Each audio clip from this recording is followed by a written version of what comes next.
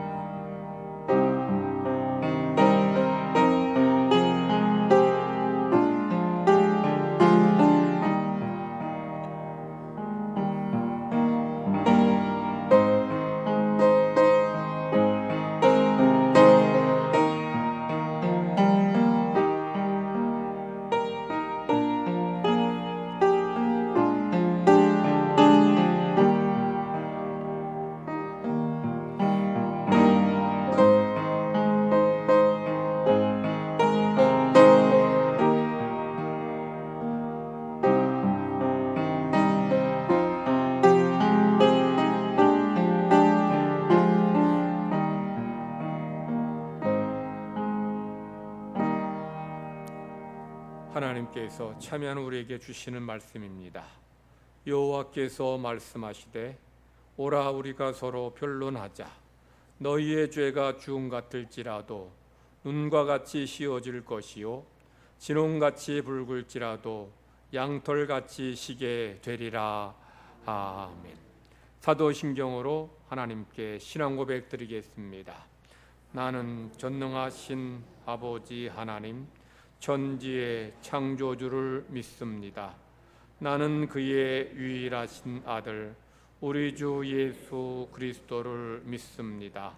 그는 성령으로 잉태되어 동정녀 마리아에게서 나시고 본디오 빌라도에게 고난을 받아 십자가에 못 박혀 죽으시고 장사된 지 사흘 만에 죽은 자 가운데서 다시 살아나셨으며 하늘에 오르시어 전능하신 아버지 하나님 우편에 앉아 계시다가 거기로부터 살아있는 자와 죽은 자를 심판하러 오십니다.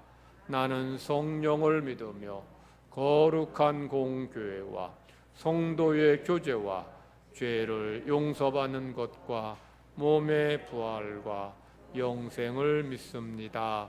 아멘. 착석하셔서 교독문 5번 교독하겠습니다. 5번 시편 8편입니다. 여호와 우리 주여, 주의 이름이 온 땅에 어찌 그리 아름다운지요. 주의 대적으로 말미암아 어린 아이들과 젖먹이들의 입으로 권능을 세우시며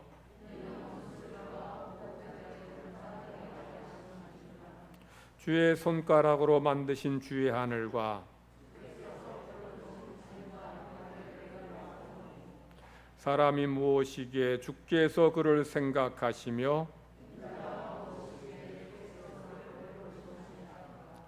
그를 하나님보다 조금 못하게 하시고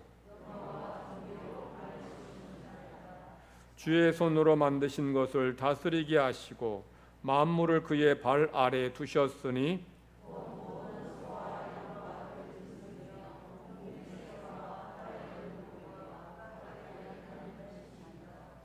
여호와 우리 주여, 주의 이름이 온 땅에 어찌 그리 아름다운지요. 찬송가 337장 부르신 후에 하성수 장로님 기도하시겠습니다.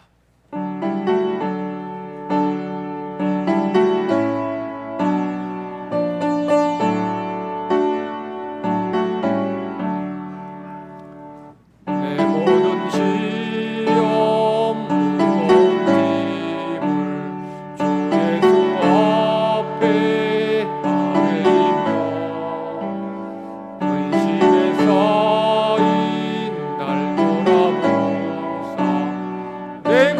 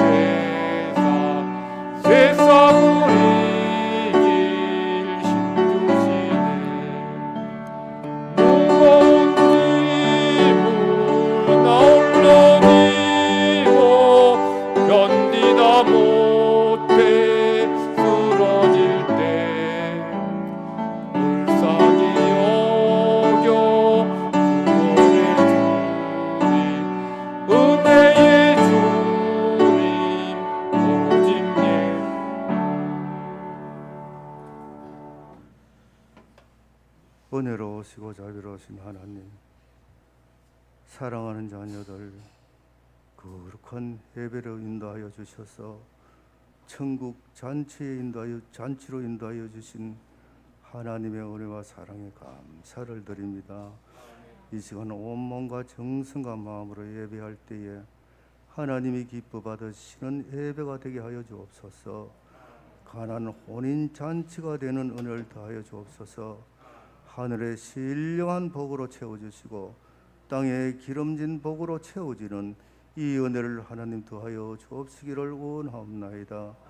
결실의 계절을 맞이하여서 저희들 더욱더 믿음으로 풍성해지는 은혜를 더하여 주옵시고 말씀이 풍성해지는 그런 귀한 은혜를 더하여 주셔서 성령의 열매 맺는 삶을 살아가는 저희들이 되게 인도하여 주옵소서. 하나님, 눈과 마음이 이 성전에 있다고 하셨사오니 사랑하는 백성들 성전을 사모하게 하시고 하나님을 사랑하여서 또한 이 성전을 사랑하는 그런 믿음의 성도들이 되게 인도하여 주옵시기를 원하옵나이다. 이 시간 하나님 만나게 하여 주셔서 영육의 문제가 해결되게 하여 주옵소서. 자녀의 문제, 직장의 문제, 가정의 문제가 해결되게 하시고 하나님께서 우리 모든 성도들 믿음으로 늘 승리할 수 있는 그런 이 은혜를 하나님 더하여 주옵시기를 원하옵나이다. 그래서 하나님 붙들문을 내어 늘 승리할 수 있도록 인도하여 주옵소서. 사랑하는 우리 교회 학교 자녀들 이 성전에서 늘 기뻐하고 즐거워할 수 있는 자녀들이 되게 인도하여 주옵소서. 전도사님 또한 교사들에게 지혜와 지식을 더하여 주셔서 길과 진리와 생명의 말씀을 가르칠 때에 그 아이들이 율법의 말씀에서 떠나지 않게 하여 주옵시기를 원합나이다. 순종의 말씀을 배우게 하여 주셔서 하나님이 귀히 사용하는 그런 귀한 자녀들이 되게 하나님이 인도하여 주옵시기를 원하옵나이다. 이 나라의 백성들 하나님 고통 속에서 헤매고 있는 가운데 있사오니 하나님이 도와주시고 하나님 함께하여 주옵소서. 코로나 위험 속에서도 극복할 수 있고 이길 수 있도록 도와주시옵시고 정치적으로 경제적으로도 안정될 수 있도록 하나님이 인도하여 주옵시기를 원하옵나이다.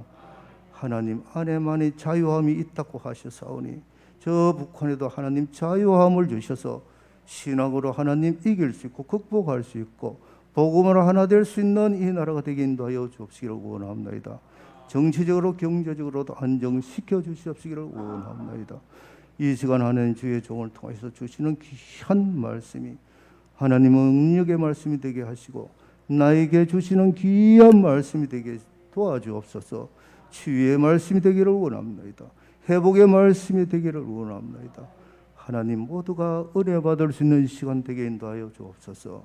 주의자 귀한 찬양을 통해서 하나님께 영광 돌리고 우리 모두가 성령의 은혜가 넘치는 이 시간 되게 인도하여 주옵소서. 감사를 드리며 예수님의 이름으로 간절히 기도드리옵나이다. 아멘.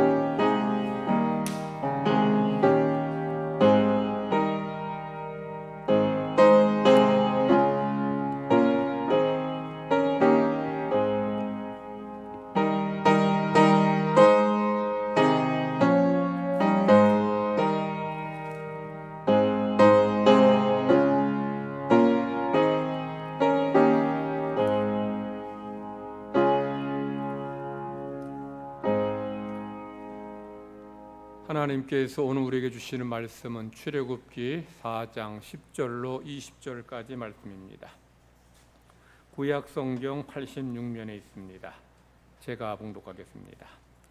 모세가 여호와께 아뢰되 오 주여 나는 본래 말을 잘하지 못하는 자니이다.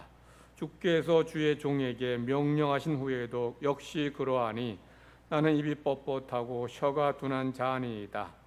여호와께서 그에게 이르시되 누가 사람의 입을 지었느냐? 누가 말 못하는 자나 못 듣는 자나 눈 밝은 자나 맹인이 되게 하였느냐? 나 여호와가 아니냐? 이제 가라.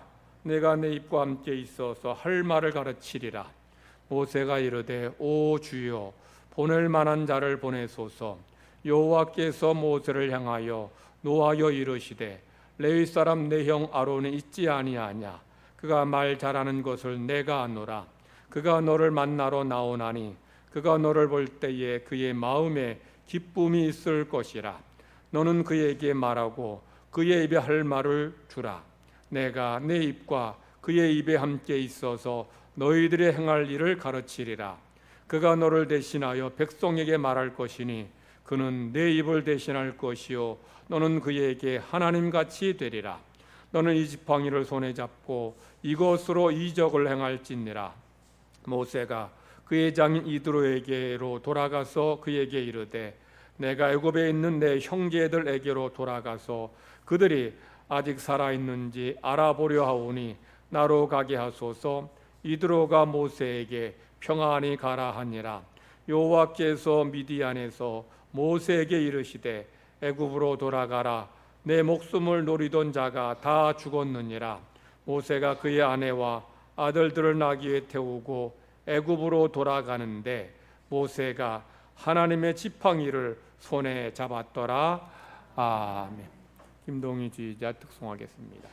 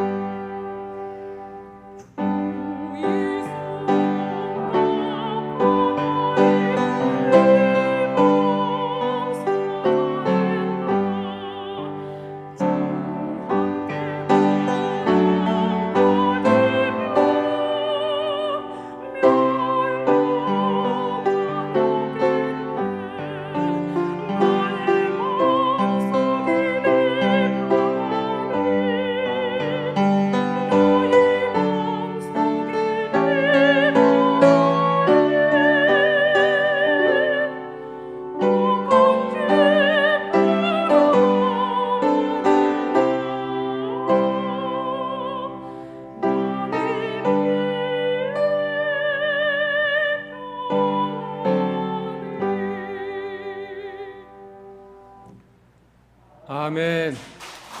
우리 옆 사람과 서로 인사 나누십시다. 축복합니다.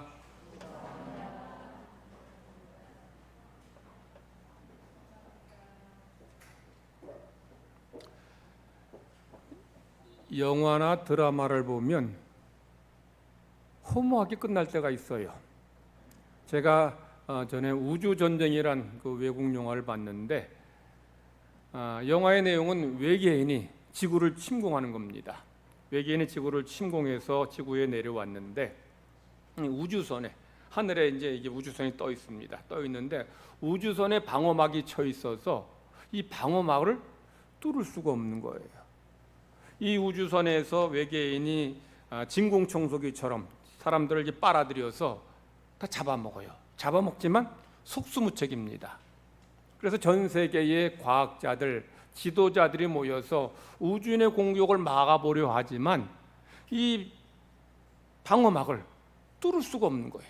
미사일을 발사해도 끄떡이 없고 핵폭탄을 투하해도 이 방어막이 깨지지 않는 겁니다. 결국 인류는 멸망을 당할 위기에 처하게 돼요. 그런데 극적으로 인류가 살아나게 되고 승리하게 돼요. 갑자기 이 우주 외계인들이 피를 토하고서 이 우주선에서 떨어져 죽는 겁니다.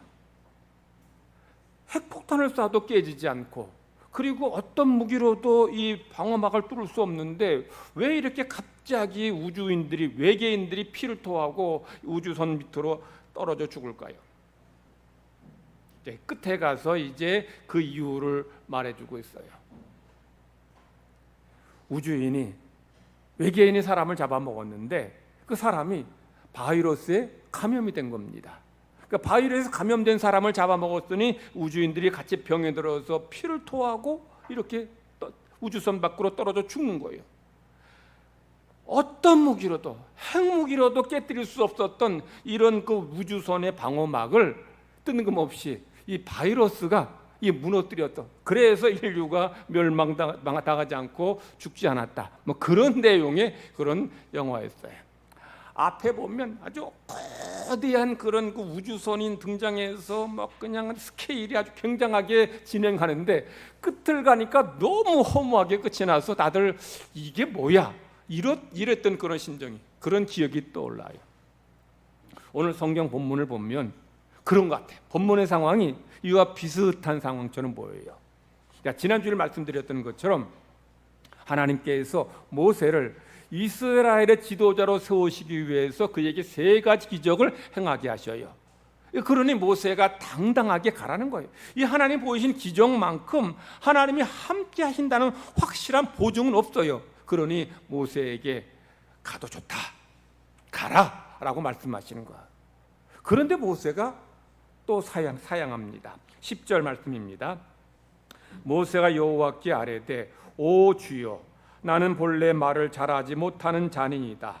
주께서 주의 종에게 명령하신 후에도 역시 그러하니 나는 입이 뻣뻣하고 혀가 둔한 자니이다. 자, 모세는 자기가 말을 잘 못한다라고 얘기해요. 그런데 모세가 정말 말을 잘 못하는 사람일까요? 사도행전에 보면 스데반이 설교하는데 스데반의 설교에서는 모세가 말을 잘한다라고 거기 기록되어 있어요. 사도행전 7장 22절을 제가 읽을게요.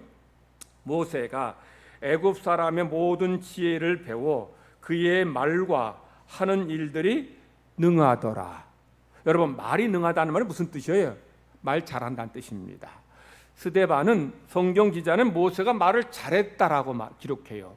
그런데 왜 모세는 나는 입이 뻣뻣하고 혀가 둔해서 말을 못한다라고 했을까요?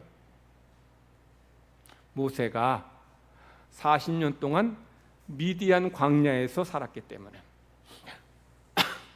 모세가 40년 동안 미디안 광야에서 살았다는 것은 뭘 말해요?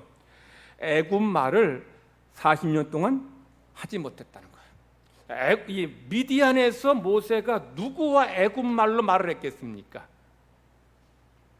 40년 동안 애굽 말을 사용하지 못했다면 말을 다 까먹었을 거예요.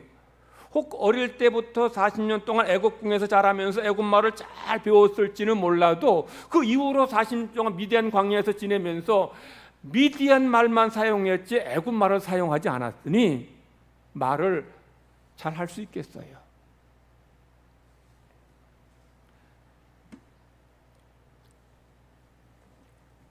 제가 영문과 출신이고 대학교에서 영문학과 전공하고 군대에서 카투사에서 미군들과 함께 군복무했다 그러면 사람들이 제가 영어를 잘하는 줄 알아요. 저 영어 못합니다. 물론 뭐 영어 성경은 뭐 계속 읽으니까 좀 이해는 되는데 뭐 영자 신문이라든지 뭐 영어 소설 읽으려면 단어들이 기억이 안 나. 다 까먹었어요. 군대 제대한 지가 40년 좀 못 됐고 대학교 졸업한 지가 35년 넘었습니다. 여러분, 우리나라 말도 한 40년 안 하면, 외국 가서 우리나라 말 전혀 안 하면 다 까먹습니다. 혹시 남자 성도들 그런 경험 없습니까? 군대 가서 한 2년 정도 이제 지내다가 이제 휴가 나와서 세상에서 친구들과 얘기하는데 대화할 때 말이, 단어가 생각이 안 나는 거예요. 입에서는 맴도는데 생각이 안 나요. 그래서 야, 그거 있잖아, 그거 그랬던 때가 전 너무 많아요. 군대에 있을 때 2년 동안 뭐 외국인들, 미국인들과 만날 때 영어로 얘기하고, 카투사들끼리 얘기할 땐 주로 군대에 있는 뭐 단순한 얘기만 하다가 세상에 나와서 친구들과 뭐 사회 얘기, 정치 얘기하면 그 무슨 단어들, 옛날에 다 사용했던 단어들이 생각이 안 나는 거예요.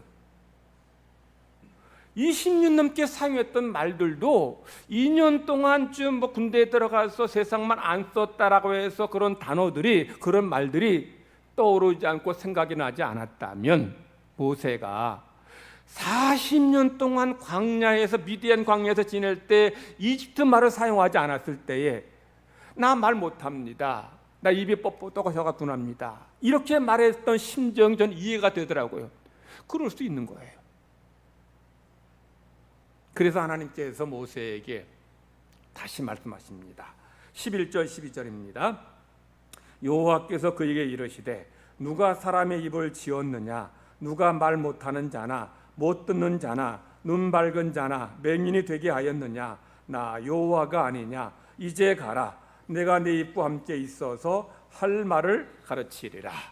하나님은 모세가 미디안 광야에서 이집트 말을 사용할 기회가 없어서 말 못하겠다 하니까, 그래 좋다, 그러면 내가 내 입에 할 말을 가르쳐 주겠다, 내 입에 할 말을 넣어 주겠다는 거죠.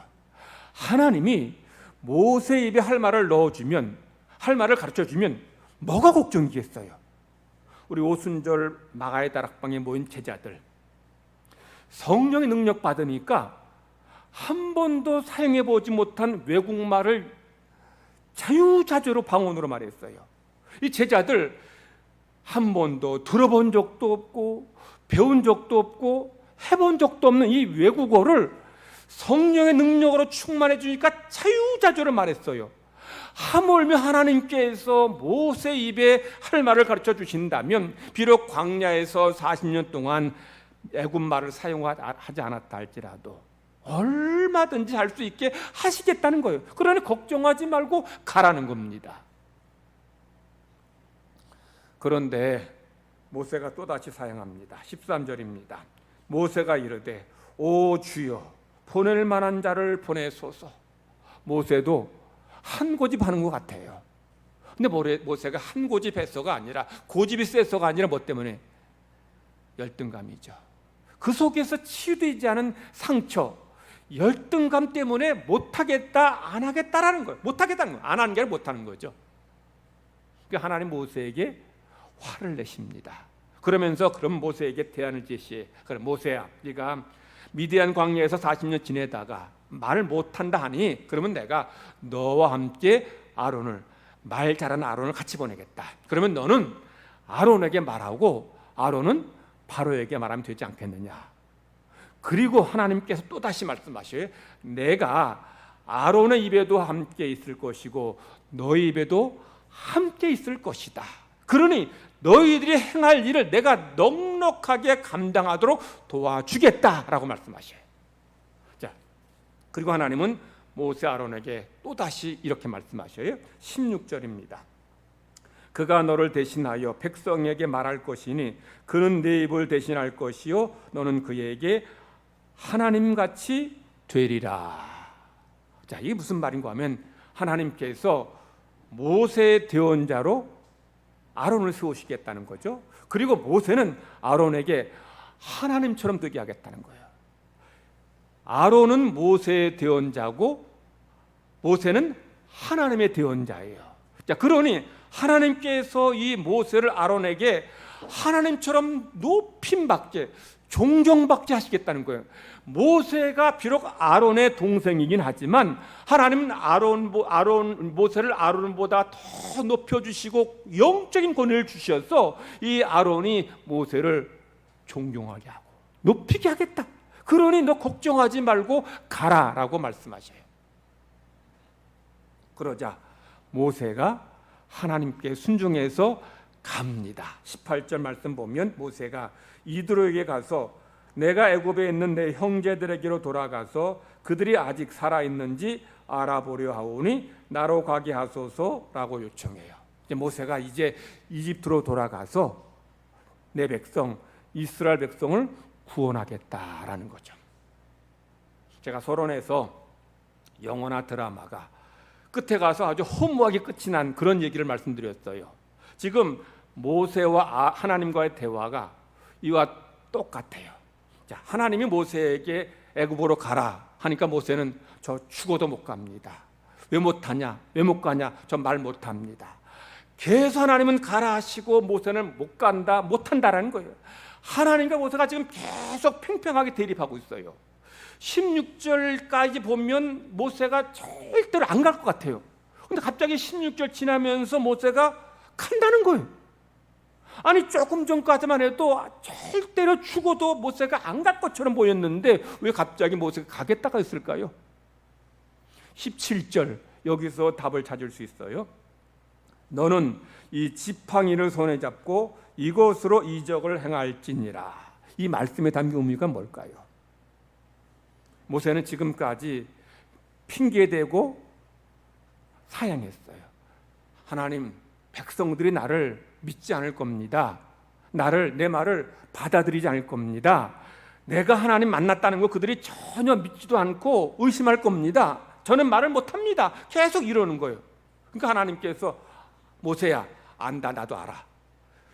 너 지금 손에 지팡이 들고 있지? 그 지팡이 내가 꼭 이와 지팡이가 똑같아. 너는 이 지팡이처럼 작고 보잘것없고 능력 없고 모자란 사람이다. 그런데 내가 이 지팡이를 통해서 기적을 행하겠다라는 거예요. 모세는 내가 내 능력으로 바로를 상대하고 내가 이스라엘 백성을 이집트에서 건져내야 된다고 생각했는데 하나님은 그렇게 말씀하잖아요. 모세야, 너는 이 지팡이처럼 정말 별 볼 일 없는 사람이다. 그렇지만 내가 이 지팡이로 기적을 행하겠다라고 말씀하신 것은 무슨 뜻입니까? 이제 내가 너를 들어서 기적을 행할 것이고 너를 들어서 능력을 행할 것이고 너를 들어서 바로를 물리칠 것이고 너를 들어서 이집트에 있는 내 백성을 건져낼 것이다 라고 말씀하시는 거예요. 네가 할 거라고 생각하지 말라는 거예요. 너는 이 지팡이가 똑같다. 이 지팡이처럼 능력 없고 보잘것없다. 지팡이 제가 말씀드렸잖아요. 1m도 안 되는 작고 보잘것없는 막대기예요. 죽은 막대기입니다. 그 지팡이에 뭘 하겠어요? 근데 모세의 지팡이 딱 죽어 있는데 하나님이 이 지팡이는 하나님의 지팡이다.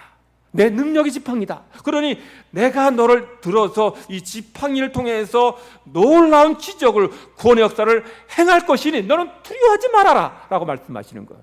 그래서 모세가 아론에게 하나님처럼 높임받게 할 것이고 하나님처럼 존경받게 할 것이고 그리고 바로에게, 이집트 백성들에게, 이스라엘 백성들에게 하나님처럼 두려움의 대상이 되게 하시겠다라고 말씀하시는 거예요. 그러니 모세가 용기가 생기는 거예요. 소망이 생기는 겁니다. 그래서 20절 말씀 보면 모세가 자기 이제 아내와 아이들을 나귀에 태우고 애굽으로 돌아가는데 그때 뭐라 그래요? 여호와의 지팡이를 손에 잡았더라라고 말씀해요. 여호와의 지팡이를 손에 잡았다고 모세가 고백한 데에는 이런 뜻이에요.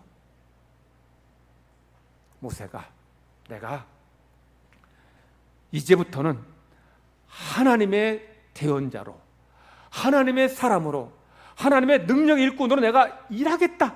그렇게 생각하니까 걱정이 없는 거예요. 불안함이 사라진 겁니다. 방금 전까지, 조금 전까지만 해도 모세는 내가 무슨 수로 바로를 상대해? 내가 무슨 수로 저 말도 안 되고 나를 거역한, 나를 거절한 저 이스라엘 백성을 어떻게 내가 건져? 하고 계속 불안해했는데 하나님의 지팡이를 잡으면서 하나님께서 이 지팡이와 같은 나를 통해서 역사하시고 일한다고 하니 이제 가도 괜찮겠다는 거예요. 가도 하나님께서 내게 승리 주실 것이고 이집트에서 이스라엘 백성을 건져 주실 것이라고 확신하는 거예요. 모세 안에 있는 해결되지 않는 이런 문제가 해결될 때에, 이런 열등감의 상처가 치유될 때에 모세는 당당하게 애굽으로 가게 되었고 결국 그의 백성을 건져낼 수 있었습니다. 하나님께서 성도들을 역시 모세처럼 끝까지 사랑하시고 여러분 안에 있는 상처와 해결되지 않는 그런 문제를 해결해 주시고 치유해 주실 줄 믿습니다. 하나님이 여러분 안에 있는 이런 열등감, 이런 상처받은 것들을 하나님이 치유해 주셔서 하나님이 여러분을 사용하여 주실 줄 믿습니다. 왜냐하면 여러분도 물론 부족하고 모자라고 잘난 것 없다고 생각할지 모르겠어요. 그런데 하나님은 그런 우리를 사랑하셔서 얼마나 사랑하셨습니까? 자기의 독생자 예수님을 주시면서까지 우리를 사랑하셨고 우리를 구원해 주셨고 지금까지 함께해 주셨고 지켜주셨고 보호해 주셨어요. 그런 우리가 어떤 문제 만날지라도 어떤 상황에 놓일지라도 하나님은 여전히 나를 사랑하시고 나와 함께 하실 것이다, 나를 도와줄 것이다. 그러는 이런 믿음으로, 이런 소망으로 자존감을 회복할 때에 하나님은 그런 여러분 통해서 여러분 가정의 문제를 해결하시고 치유하시고 하나님의 영광을 드러내 주실 줄 믿습니다. 이런 은혜를 체험하는 성도 되시기를 간절히 바랍니다.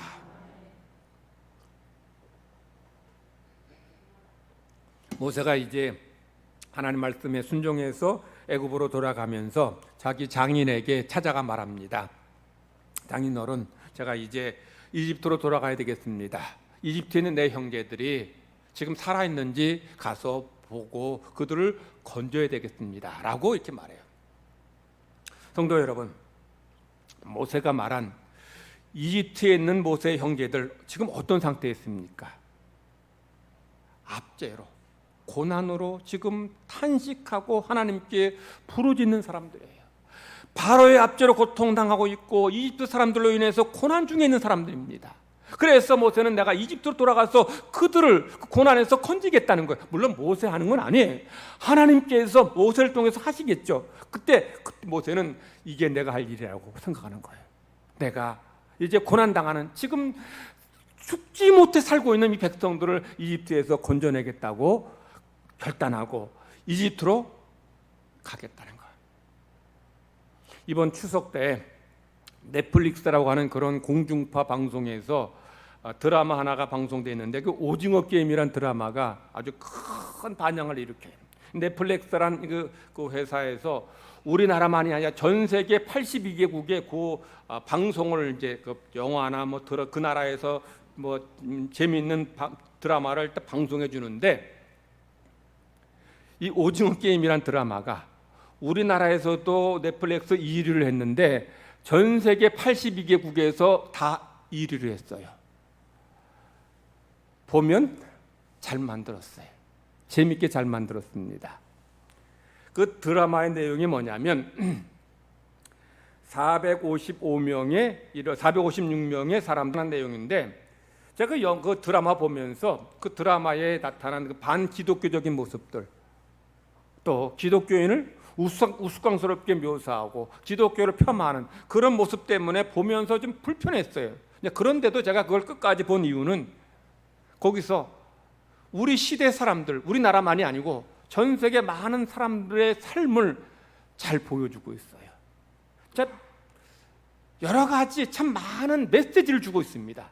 주고 있는 여러 가지 메시지가 많은데 드라마 내용은 이런 겁니다. 벼랑 끝에 몰린 사람들, 뭐 빚에 몰려서 이제 죽지 못해 사는 사람들이죠. 이런 사람들이 이제 거액의 상금을 걸고서 상금을 얻기 위해서 살벌한 게임을 하는 겁니다. 이 게임에서 승리하면 엄청난 그런 상금을 받아요. 근데 456명이 그 게임에 같이 참가하는데 게임에서 탈락하면 바로 죽어요. 그래서 455명은 죽고 1명 살아남은 최후의 승자가 456억 원의 이 어마어마한 상금을 받는다는 것이 이제 전체의 줄거리입니다. 거기까지 그 게임하러, 오징어 게임하러 거기 섬에까지 온 사람들은 하나같이 갈 때까지 간 사람들이에요. 더 이상 이제 물러날 데가 없는 거예요. 그래서 여기서 있어도 세상에서 죽으니 차라리 가서 여기서 이제 게임에서 1등하면 456억 원 얻지 않느냐. 그래서 많은 사람이 게임에 참가해요. 게임에 참가한 사람이 이런 말 합니다. 여기서 게임하다가 죽어도 뭐 여기도 지옥이지만 세상은 더 지옥이라는 거예요. 세상은 더 지옥이라는 거예요. 그래서 죽더라도 하겠다는 거예요. 왜냐하면 뭐 내가 죽을 수도 있지만 살아서 1등하면 어마어마한 금액의 상금을 받지 않나요? 그래서 6번의 게임을 다 통과해서 최종 승자가 이제 상금 받게 되는데, 첫 번째 게임이 무궁화 꽃이 피었습니다. 그 게임입니다. 거기 나온 게임들이 아주 우리 어릴 때 했던 게임들 쉬운 거라서 세계 사람들도 다 이해가 돼요. 쉽게 이해가 돼요.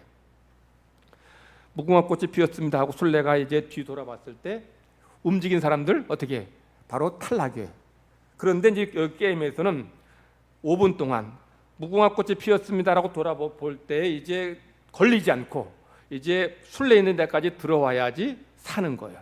그런데 무궁화 꽃이 피었습니다 하고 돌아봤을 때 이제 AI 이 컴퓨터가 사람들 움직임을 딱 스캔해요. 스캔해서 누구 움직이는 사람 보면 바로 총알이 나와서 다 죽어요. 그냥 게임인 줄 알았는데 자기 눈앞에서 사람들이 죽어가니까 사람들이 혼비백산하고 막 공포에 빠져요. 그래서 1차 첫 번째 게임이 끝난 다음에 살아남은 사람들이 게임을 계속할지 아니면 중단할지 투표를 해요.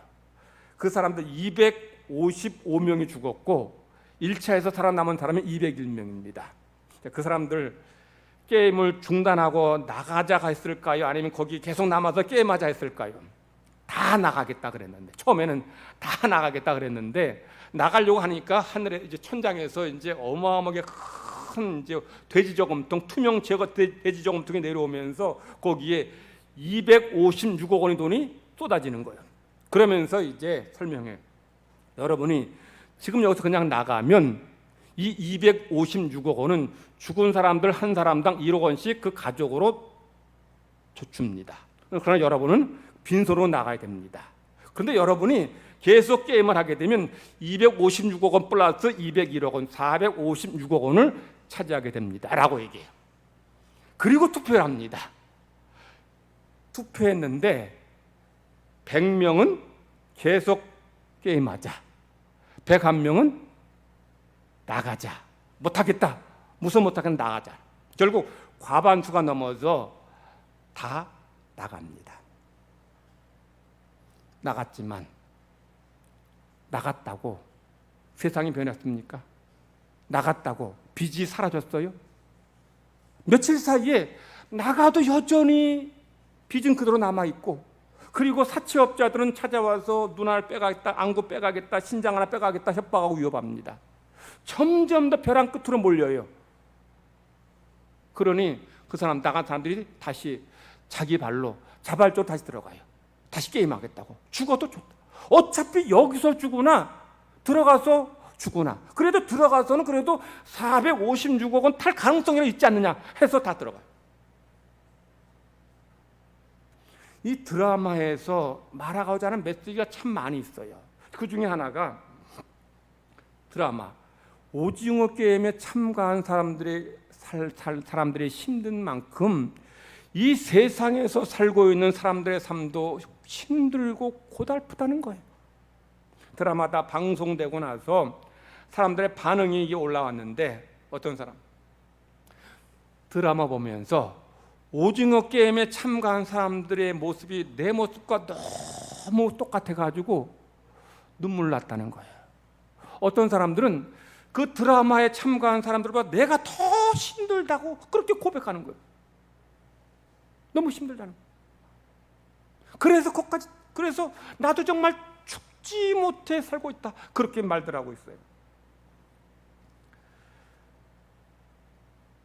제가 그 드라마 보면서 왜 저렇게 많은 사람들이 우리나라만이 아니라 전 세계 많은 사람이 공감하느냐? 왜 그거 보고 공감하는 이유가 뭐예요? 그 드라마에 나오는 사람들의 삶처럼 내 삶이 힘들고 고달프기 때문에. 뭐 때문에? 경제적 문제죠. 돈 때문에. 돈을 빌렸는데 갚지 못해서 사채 때문에, 그래서 뭐 신장을 떼줘야 될지 뭐 안구를 뽑아줘야 될지, 이런 사람들이 너무 많으니까 거기에 공감하고 거기에 참 내 모습 보는 것 같다라고 말하는 거예요. 제가 오징어 게임이라는 그 드라마 보면서 많은 그 자영업자들이 얼마나 힘들었을까 싶은 그런 생각을 제가 봤어요. 그러면서 제가 정치가 어떤 것인지, 어떠해야 되는지 제가 싶은 생각이 들었어요. 우리 지난 봄에 그리고 이번 추석 어간에 뭐 나라에서, 정부에서 재난지원금 줘서 그거 가지고 뭐 소고기 사 먹고 뭐 사고 싶은 거 산 분 다 계실 겁니다. 하지만 전 국민을 대상으로 재난지원금 나눠줄 게 아니라, 코로나 확진자 늘어난다고 해서 장사 못하게 정말 그렇게 해서 손해본 사람들, 그런 자영업자들 두텁게 지원해 줬어야 돼. 저는 그렇게 생각을 했어요. 재난지원금 받은 사람들 그거 가지고 뭐 꽁돈 생겼으니까 뭐 소고기도 못 먹었던 소고기도 사 먹고 사고 싶은 물건도 사지만, 그런데 코로나로 영업하지 못해서 큰 손실 본 사람들은 죽을 만큼 힘들어요. 직장 다니는 사람들 코로나로 불편하긴 하지만 코로나 때문에 손해본 건 없지 않습니까? 코로나라고 해도 월급 다 나와요. 코로나라고 해서 내가 손해본 게 없잖아요. 그런데 영업하지 못한 이들, 장사하지 못한 이들은 장사하지 못해서 그만큼 큰 손실을 봤어요. 정부에서 장사하지 못하게 했으면, 그러면 내 다달이 나가는 월세 안 나갑니까? 뭐 조금 깎아주긴 했지만, 착한 뭐 해가지고 뭐 깎아주긴 했지만, 그래도 월세 다달이 나가야 돼요. 그렇다면 그 손실 본 부분에 대해서 정부에서 보존해 줘야죠. 얼마 전에 제 대구에서 같이 목회하고 교제하는 우리 목회자들, 목사님 몇 분이 같이 식사했어요. 식사한 이유가, 그 목사님 아들이 7월 달에 그 네덜란드에서, 거기 아들은 독일에 있는 아들인데 네덜란드에서 결혼한다 해서, 그래서 결혼식 참여하게 간 거예요. 갔다가 이제 저희들이 같이 결혼식 참석 못하고 부조만 했으니까 이제 필요한 겸해서 식사 대접한 겁니다. 근데 목사님이 이제 식사하는 중에 그런 얘기 하더라고요. 네덜란드 갔더니 나라에서, 그 나라도 우리나라처럼 이제 확진자가 늘어나니까 영업을 중단시키고 뭐 그랬나 봐요. 그런데 영업 중단해서 손해본 그 금액 전부를 나라에서 다 보존해 주더라는 거죠. 그러니까 이 자영업자들 영업 중단한다고 해도 뭐 전혀 불평할 게 없는 거예요. 뭐 장사 안 해도, 문 닫아도 그대로 손해본 만큼 다 나라에서 보상해 주니까, 그러니까 뭐 기쁜 마음으로 문 닫는 거예요. 지난번에, 그리고 이번 추석 때 전 국민을 대상으로 나눠준 그 재난지원금을 나눠주지 않고 자영업자들, 장사 못한 자영업자들 100만 명에게 나눠주면 1인당 2,700만 원씩 줄 수 있었다고 합니다. 200만 명에 주면 1인당 1,350만 원씩 줄 수 있어요. 물론 자영업자들 받은 사람, 자영업자들 보상 받긴 했어요. 받긴 했는데 손해본 것에 비해서 턱없이 부족하죠. 그러면 자영업자들 우리 재난지원금 주지 말고 그거 다 정말 장사 못해서 손실 본 사람들에게 보존해주고 도와줬다면, 그럼 그들이 얼마나 더 두텁게 지원받고 힘이 생겼겠습니까? 여러분, 정치가 뭐예요? 왜 나라에서 세금 벗습니까? 정말 이렇게 어렵고 힘든 사람들, 정말 어려워서 죽으려고 하는 사람들을 지원해주고 그런 사람들 도와주라고 세금 걷고 정치하는 거예요. 지금 삶의 희망을 잃어버리고 죽고 싶은 그런 사람들 지원해서 두텁게 지원해서 살도록 하는 것이, 이것이 정치여야 돼요.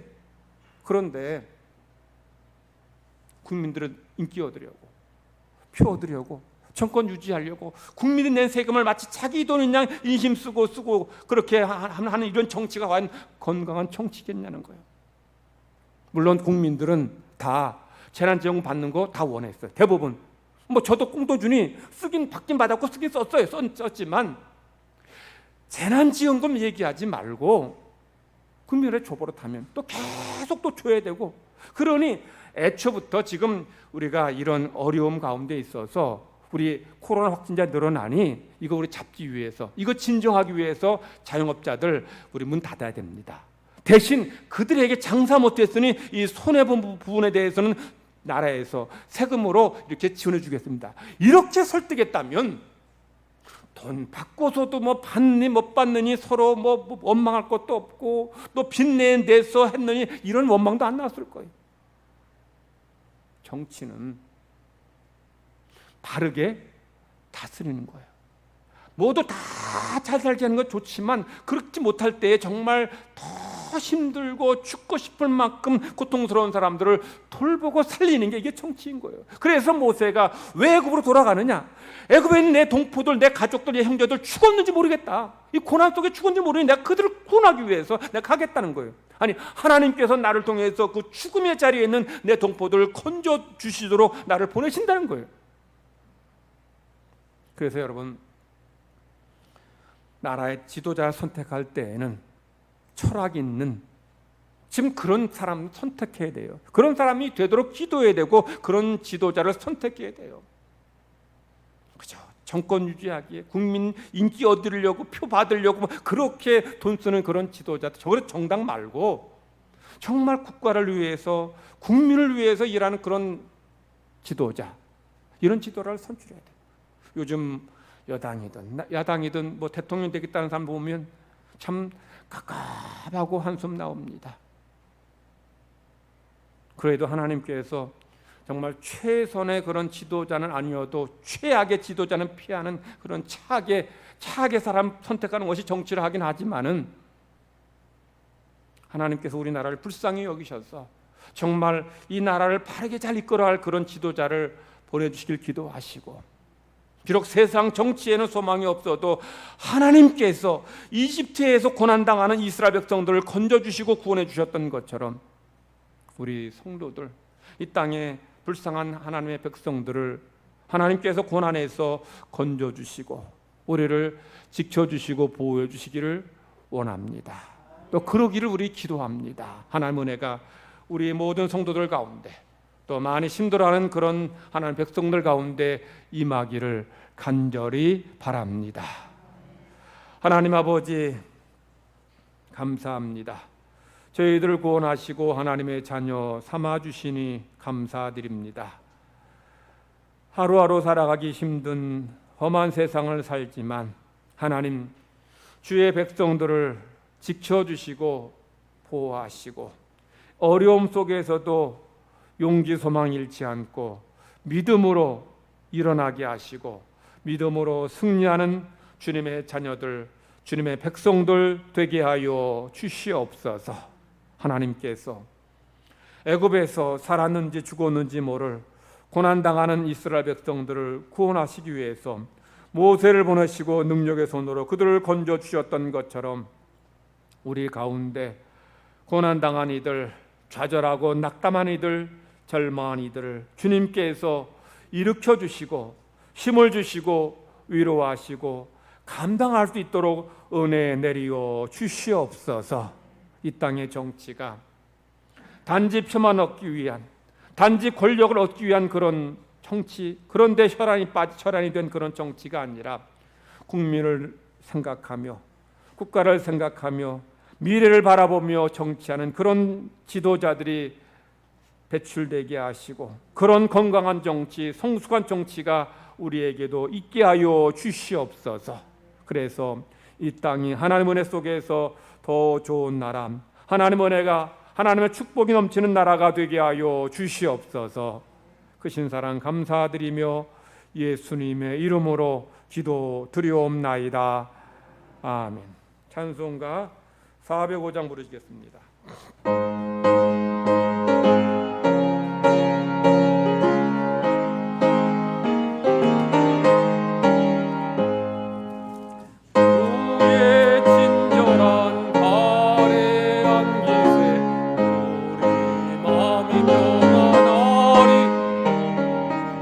항상 기쁘고 복이 되겠네.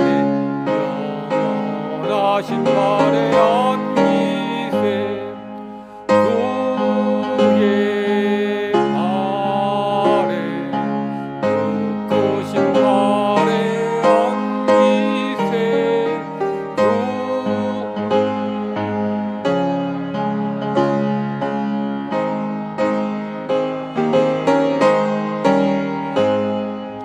날이 갈수록 주의 사랑이 광명하게 비치고 전성가는 일편이 가리니 영원하신 발에 안기세 주의 발에 그 크신 발에 안기세 주의 발에 영원하신 발에 안기세 주의 보좌로 나갈 때에 기뻐 찬미소리 외치고 겁과 두려움 없어지리니 영원하신 발에 안기 주의 발에 크신 발에 안기세 주의 발에 영원하신 발에 안기세.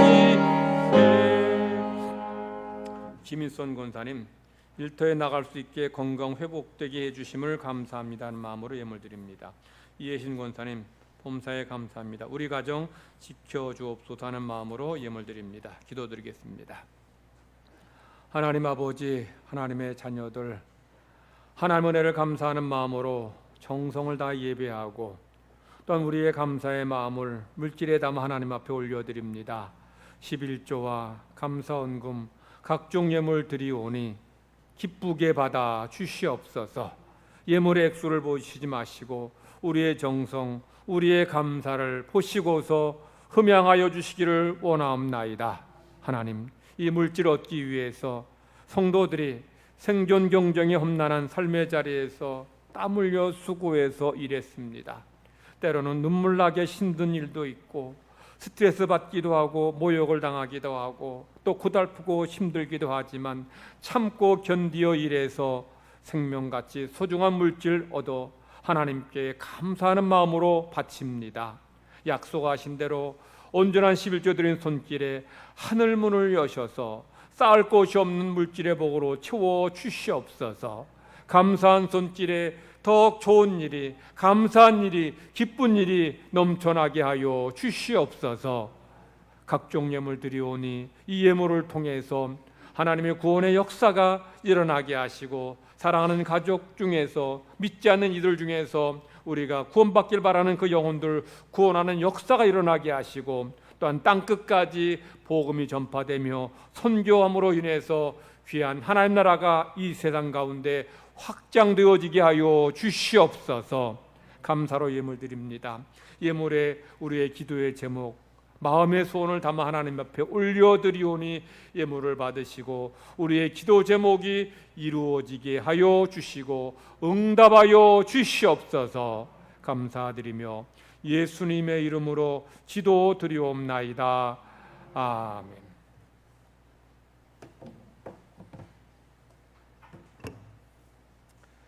교회 소식 전합니다. 예배 마친 후에 모든 창문 또 문을 환기하시고 앉은 자리 소독하시고 돌아가시 바랍니다. 제189회 대구 동로회 정기노회가 내일 모레 화요일 오전 9시 대구 중앙교회에서 있습니다. 교회에서는 9시에 출발합니다. 주차장이 넓지 않으니 우리 총대 되신 장로님들은 교회에서 한 차로 같이 가셨다가 12시쯤에 끝나니까 같이 한 차로 오시면 되겠습니다. 우리 교회 엘리베이터 공사는 우리 구청에 이제 서류를 제출하고 서류 심사 중에 있습니다. 아마 좀 내년 초쯤에 공사가 시작되지 싶은데 성도들은 행정 절차 잘 허가가 되도록 행정 절차가 잘 진행되도록 잘 많이 기도해 주시기를 바랍니다. 우리 10월에 암송할 말씀, 우리 천국에 대한 말씀인데 다 같이 크게 우리 읽으시면서 암송하십니다. 시작. 또 그가 수정같이 맑은 생명수의 강을 내게 보이니 하나님과 어린 양의 보좌로부터 나와서 길 가운데로 흐르더라. 강 좌우에 생명나무가 있어 12가지 열매를 맺되 달마다 그 열매를 맺고 그 나무 잎사귀들은 만국을 치료하기 위하여 있더라. 요한계시록 22장 1절 2절 말씀. 옆 사람과 다시 한번 인사합시다. 한 주간 은혜 가운데 승리하세요. 우리 다 같이 기립하셔 찬송 부르겠습니다.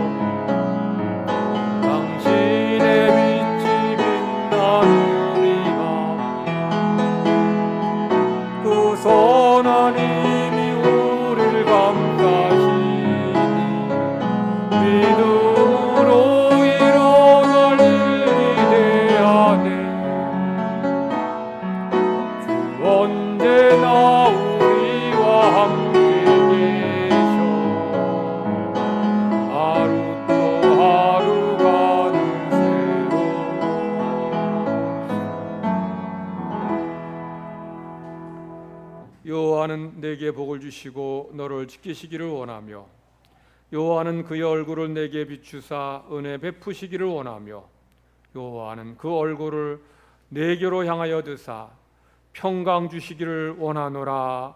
아멘.